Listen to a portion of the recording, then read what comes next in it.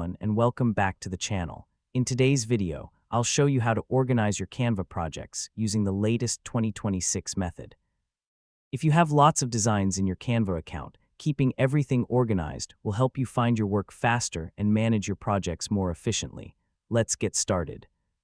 First, open your web browser and sign in to your Canva account. Once you're logged in, you'll arrive at the Canva homepage where all your recent designs and projects are displayed. From the left-hand menu, click on *projects*.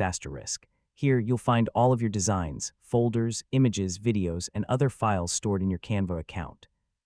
If you want to keep related designs together, click Add New ** or Create Folder **, depending on the version of Canva you're using.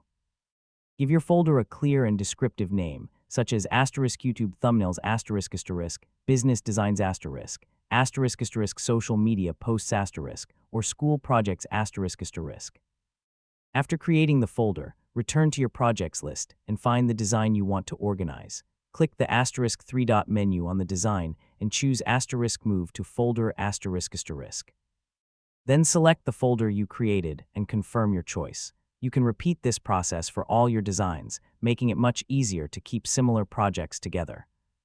If needed, you can also rename folders, move designs between folders, or delete folders you no longer use.